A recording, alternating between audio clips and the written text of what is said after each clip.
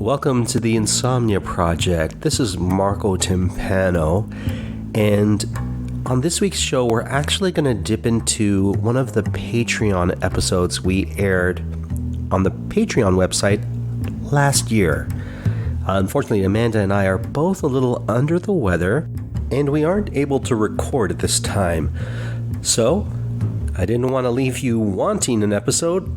I've dug deep into our Patreon episodes, and I hope you enjoy this episode entitled Soap that we recorded last year. This is a Patreon episode now available for our regular listeners. Enjoy. Welcome to the Insomnia Project, the Patreon episodes. Thank you for joining us. Of course, we appreciate your patronage. I'm your host, Marco Timpano. Here I am, Amanda Barker. And Amanda, while our season hasn't started, it'll start on February 1st. The regular podcast episodes were... the podcast what? Episodes. Applesodes. The patrons get, uninterrupted episodes. Yeah. So there we go. All your Insomnia Project content all the time. All the time. I wanted to talk about soap. Okay. And bars of soap. All right. Because I'm a huge fan of soap. Man soap. Yes, man soap as we refer to it, because I'm always saying, you know what I want? I want some man soap, which is a bar of soap that I can use in the shower as soap. And I don't know why we started calling it man soap, but that's what I want was man Well, soap. because...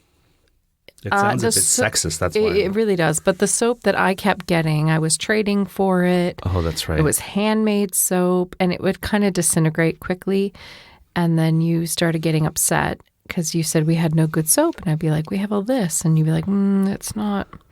I need a heartier soap. It's true. And for you meant, I think at that point anyway, like bars of soap that you would buy en masse at a grocery store. That's right. That kind of soap. You can... An Irish Spring, Dial. An Ivory. Mm-hmm. Not Ivory. I don't like Ivory. Okay. A Dove. Dove works, yeah. Okay. Well, anyway. And so, which is funny because Dove is often marketed to women, but for you, that would be called a man soap. Well, it's just a soap that I can hold and has some girth and hardiness to it versus a soap that's like delicate or thin. Sometimes you would give me like hotel soaps or soaps that were too thin to use. Some of those hotel soaps continue to last. I have one going that just lasts and lasts. So there you go. And I think we talked before about the project where they take hotel soaps that are gently used and melt them down to make soap for developing countries. Oh, I don't remember that. I'm pretty sure I've talked about it before. So do you know this soap, the soap that we wash our bodies with, is actually technically called toilet soap? What? Yeah, it's called toilet soap. I'm looking at this on Wikipedia.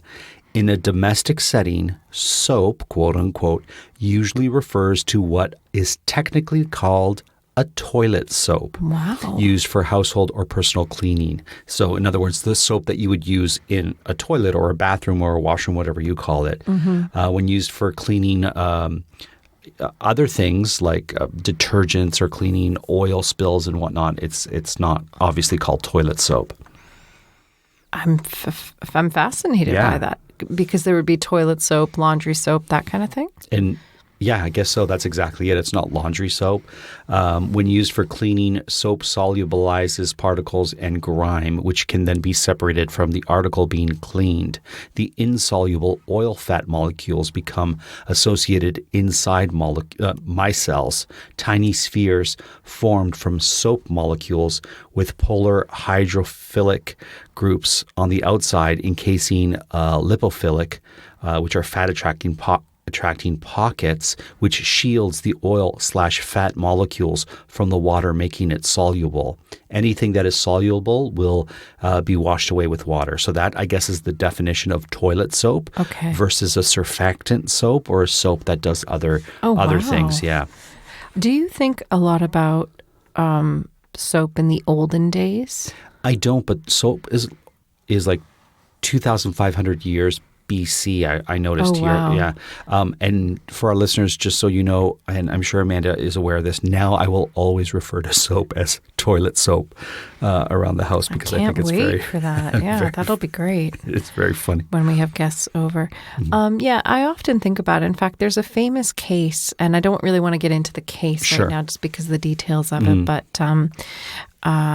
a famous true crime case that actually began with somebody taking somebody else's bar of soap. Oh, I didn't know Because that. it was in the 1800s. Right. And so there was quite a scrap Sure. over they borrowed the soap and didn't return it. Well, soap was a high commodity Well, back that's in just the day, it. right? This was like Victorian, like late 1800s. Sure. So I often think about that. Like imagine, having such a reverence and Mm-hmm. obviously a need for soap that, imagine if you didn't have it. A brawl breaks out, yeah. Mm-hmm. Soap, good soap. I love good soap. And it's interesting, we talked about man soap because a lot of the scents of soaps that I like aren't, necessarily associated with men. I like floral scents, all kinds of scents, How important is the scent of the soap to you, Amanda? For me, very important. Mm-hmm. I'm not so into floral scents. I like sort of the sandalwood variety, Right. something earthier, a patchouli based. Although I don't really care for patchouli. But anyway, things that are in that word, like a sage, a cedar, a green tea, ylang ylang even. I don't like the ylang ylang. No? That's the soap that's currently being used, the toilet soap. I like that one. You do? Really, you're going to call it I'm the going to call toilet? it toilet soap. Yeah, of course. Well, That's the- its technical name. The I'm gonna call it. toilet soap in our shower. No, we're not going to call it. You may not, but I Well, shall. then what do I clean my toilet with? I hope it's not toilet soap because that's what I use for my body. You use other soaps, disinfectant or detergent soaps. That's toilet soap. Well, maybe for you. Yeah, What is ylang ylang? I don't know. An herb? It looks like it's a flower. Oh, maybe it The is. Cananga odorata, which is a cananga tree. It comes from the cananga tree. So, yeah. Well, I'll be the one cleaning the toilets for the most part, so I'm going to call that toilet soap. Okay. Well, you call it what you will. I will call it the proper term. How about you call it toilet soap? Toilet soap? No. Savon de toilette. The French are really well known for their French milled process of making soap. Marseille is I did a brief Well, it sort of gets search. very humid. You need soap when you're in France. I guess you do. Yeah. So I have to answer back to an email because I got on a soap subscription service and I Yes. don't like the soap that they sent. I had nothing to do with this. She had nothing to do with it, folks. Anyway, so I got on the subscription service of this soap and they sent me 8 bars of soap and I didn't love them. Which begs the question, how much soap do they think one human needs that they're sending 8 bars per time? That was the introductory sort of thing. Like you get 8 bars for the price of 6. I see. And it was supposed to be a 4-month supply, and then on the fourth month they send you another supply. I think of 3 soaps to sort of get you into your toilet soap needs, right? And I didn't love the ones that we got, and I thought I canceled the subscription. They sent me 3 more soaps, and I don't anticipate I'm going to like these toilet soaps. So I sent an email to them, and now they've sent an email back trying to woo me as a customer, but it's not going to happen, and I just have to answer that email. So I'll do that, but it's not anything of a rush, let's say. Well, I mean, the worst case scenario is we just have more lovely soap. I don't mind that soap, that toilet soap.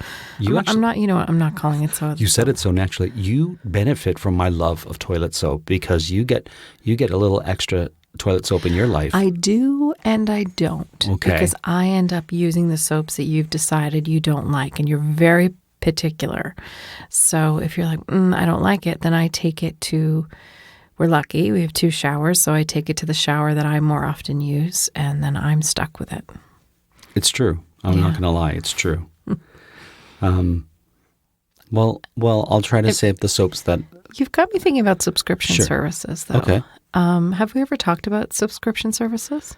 I'm sure we have. I can't even begin to remember all the topics we've talked about on the podcast, unfortunately. Well, I'd love to go through the ones that I've benefited from. I don't have to name them because nobody is sponsoring our podcast, but things that I've chosen to do in subscription. Of course. And if you like the subscription, name it, because then our listeners are getting the benefit of your sort of review of it. I suppose. Well, one that I've actually really enjoyed, maybe surprisingly, is IPSY.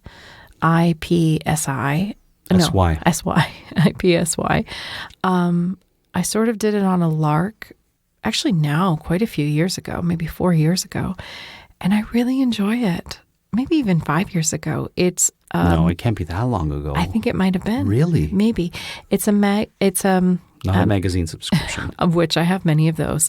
It's a makeup subscription, and they give you 5 products a month, which sounds like a lot, but some of them are often a sample size. And what I find is I try more things. I go through it a lot quicker than I would. Did you mention it was all makeup, like makeup based? Yeah, it's makeup, but then there's other things that sort of show up, like deodorant, full-size deodorant. Soap was one of the things, actually. And you liked toilet soap. Yes, and you liked the one we got from that, actually. Okay. And a candle at one point came, but for the most part, it's makeup. Yeah, it's usually if it's coming in that world, face wipes, things like that, creams, sunblock, lip balms for sure. So it's sort of all facial care products, and it's I pay I think 20 something, like 24 a month or something. It comes to. Actually, I think it's less than that. I think it's like 22 a month Canadian, which is not very much. Probably like 18 American. And I do love makeup. So it depends on who you are and what you like. But one of the things I like is, eye makeup, you're not supposed to have it or lipstick. I mean, these should not be things that you have had for years and years and years. You should go through them. Right. And I find when I have a smaller mascara, for example, then I'll use it for 2-3 months. I've used it up and it's done, and then I can recycle it. There's a lot of nice environmental products on there. A lot of the nail polishes are all natural, which is really hard to find with nail polish. Oh, is it? Okay. Yeah. A lot of the products are cruelty-free, and you can tailor your choices depending on what it is that you want or what you'd like to try. Also, what kind of skin type and coloring and all of that, so that you're getting products you actually want and can use. So you can really adjust your subscription each month. And the reason I'm surprised is I felt like it would be something I would do for 6 months and then sort of, peter out. But actually, I love the products I get. And like I said, it's kept me going. If it was a bit more money, I probably wouldn't do it. Right. But the only thing is, every month, these products come in a little makeup bag. And the bags are great, but I have so many now. But you have been using those makeup bags as gift bags for kids, and they love it. They're great little pencil cases for kids or whatever they want to use them for. What I loved about that particular soap that toilet soap that came in your IPSY subscription, was it was a triple milled soap. Okay. And for me, my favorite is triple milled soaps. I didn't know. So this is like thread count of sheets. I didn't know there was different mills. So can you explain that? Of course. So a triple milled soap goes through a refinement process, Amanda, that presses the soap through a mold. Through a mill, I should say. Okay. And this process basically squeezes out all the air and all the moisture from that soap. So what happens is you get a better distribution of scent, a better distribution of color if your soap happens to have a color to it, but it also means that it breaks down slower. Okay. So that milled soap, and you can tell when you hold a milled soap because it's often heavier. Right. And it feels very smooth to me. Okay. And in fact, that bar of milled soap, toilet soap we're talking, will last longer than a regular bar of soap. And so this is what you mean by man soap. What you actually is mean milled soap, is milled soap, particularly a tripled milled? Triple milled. Is there a double milled? No, is that a thing? I mean, there could be, but the triple milled, or I think it's called the French milled soap is the other term for it. And that's why it came to me, because the soap from France is generally triple milled and regarded French as such. milled? Yeah. So. Well, that makes sense, because all of the soaps that I had before that were very glycerin based, Right. handmade. Somebody made them and traded me for, Sure. whatever, a spatula or And whatever. sometimes that soap dissipates rather quickly. It does. Even the one that I made, remember I talked about on the podcast, I was making soap? Mm-hmm. That lasted, 4 or 5 washes It's and then true. was The gone. one you It was made like, didn't last very yeah. long. So that's good to know. I didn't know about the milling. Here, actually, I just looked online here. Here are the benefits of triple milled soap. Tell us. Longer lasting than standard commercial or hand poured bar soap because the soap contains little to no water, as I mentioned, or air. It can outlast the other types by months. Wow. The other thing is it's more solid or dense. The bar does not quickly soften, which is something else I dislike, and dissolve in the soap dish. It tends to hold up to a soap dish better. Denser soap is less porous, which means it will not turn to mush as quickly as others. If soaked in water, it may soften, but it should still stay solid when it dries. Okay. Although it may crack, and that's true. Milled soap does have a tendency or a propensity to crack. It's smoother and creamier. It's so funny because I didn't even look at this list before I said all those things. Right. It's smoother, creamier texture, feels more sensuous. And I Okay. guess that's why I really love that soap. You can feel the quality of the finished product by just holding it in your hand. And lastly, it's richer and more it has a richer and more luxurious or, Sure. or luxurious lather. Oh, I don't know. You'll notice a difference in the richness of the lather. And that's important to me too, Amanda, is the lather. I like a Okay. good, strong toilet soap lather. Wow. Okay. Back to your subscriptions. Oh, no, I enjoyed that little trip down Triple Mill Lane. Yes. So I'm trying to think. So do you have subscriptions that have worked for you? I had a subscription once that you got me, and it was supposed to be a subscription that was not specific to any gender. That's right. And I was very excited about it because Amanda gets all these cool little, packets or boxes with subscription things. So I was like, I got my own subscription. And then it was like sending me a lot of stuff that I wouldn't necessarily use, like nail polish or things, barrettes, fancy barrettes and things. And it was like, this isn't really geared to, it felt very gendered. It felt very female. Yeah. Or it's hard to say that because anybody can wear nail polish and anyone does wear nail polish. But there were lots of things. Actually, there's a lot of hair products. Yeah, and I don't have a lot of hair for a product, so it didn't work for me. So we spoke to them about it and said, we're really excited about your service, but everything seems really female focused.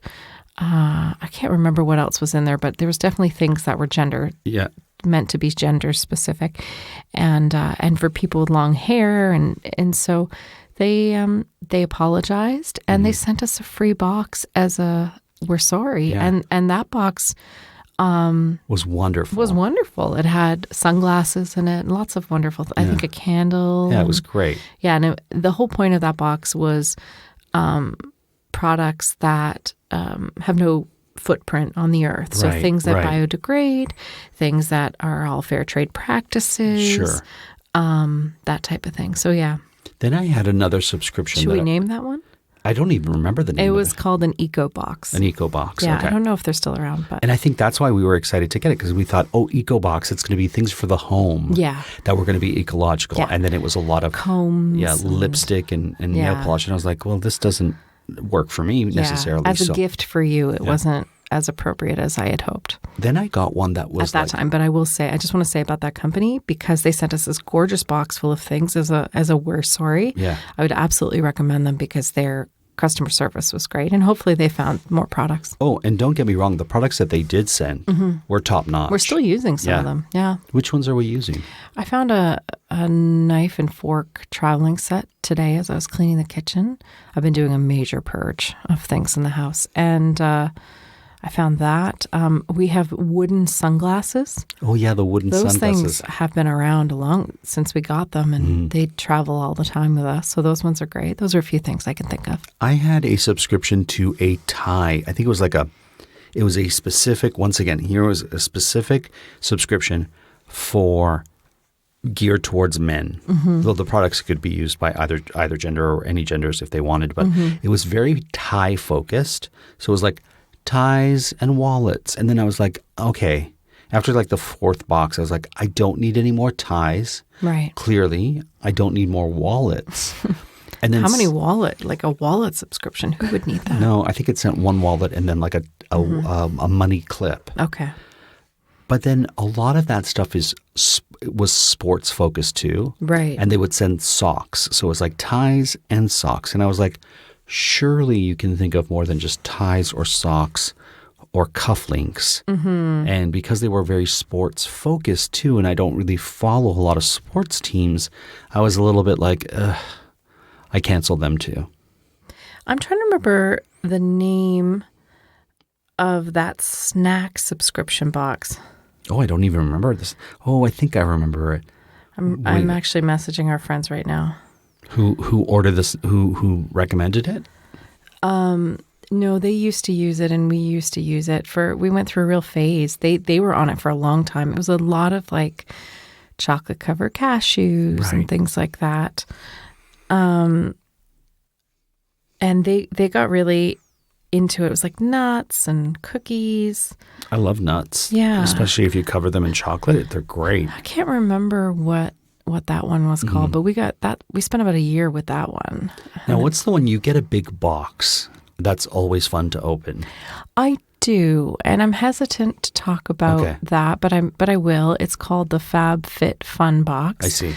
You know, I got roped into it through a friend. I shouldn't say roped into it, but she offered me, it was like $15 in a free box. And so I said, okay, fine, I'll do it. And got a box for $15 and then went, okay, I'll sign up. You know, then they get all your info. And I thought, okay, I'll bite. I'll do this.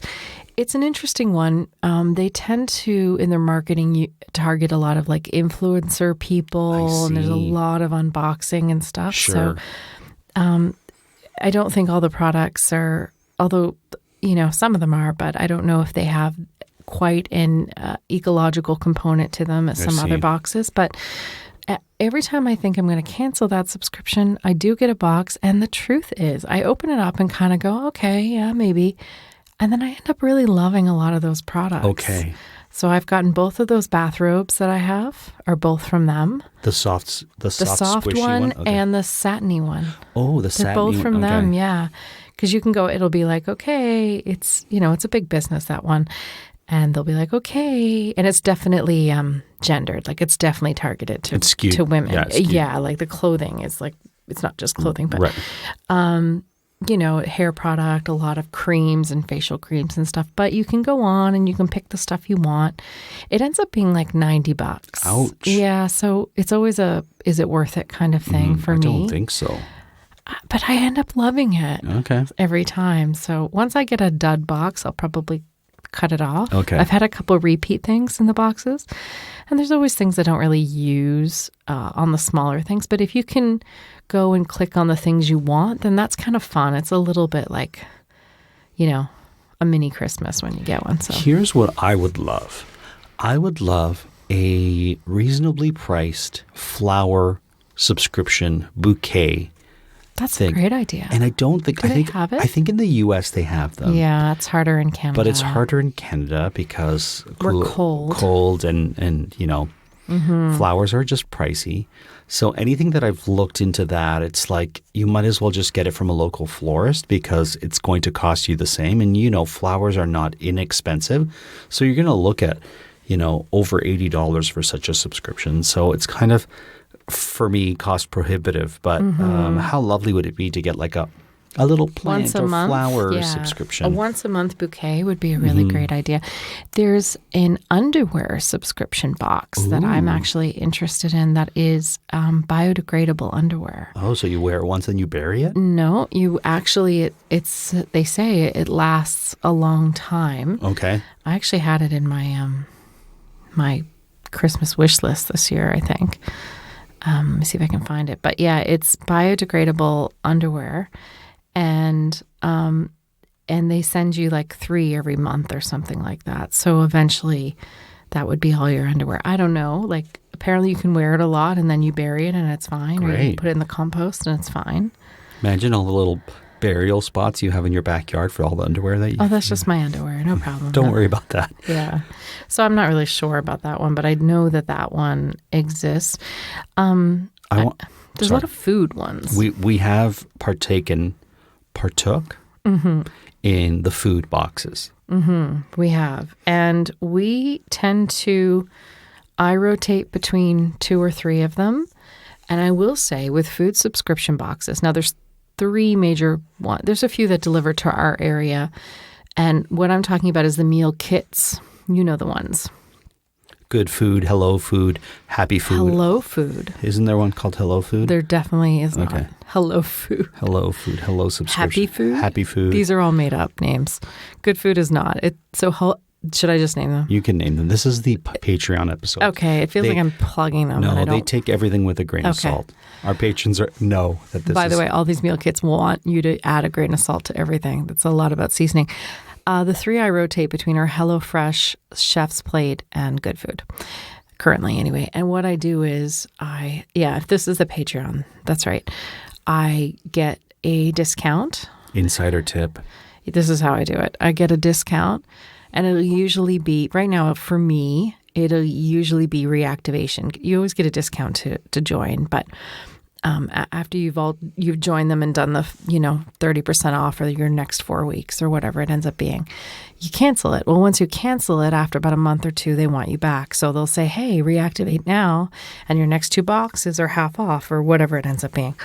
So I'll ride that code and do it for 2 weeks or whatever our schedule is, and then I'll deactivate that.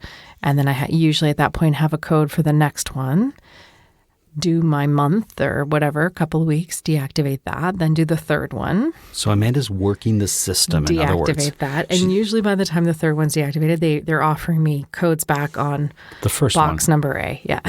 So she's maximizing her box potential by I getting never it. pay full price for No. them. I don't.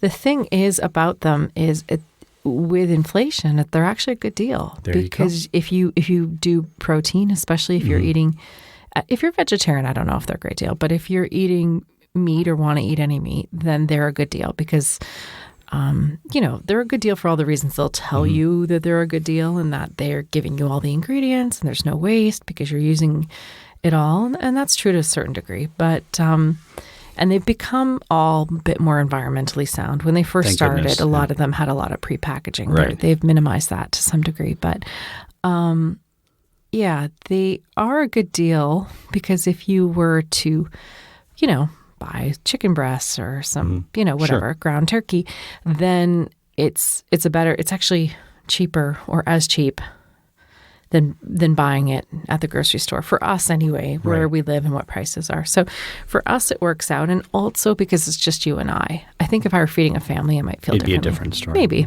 I don't know. Amanda, thank you for sharing all that subscription services that you get, the underwear that you're going to purchase and bury, and our toilet soap talk.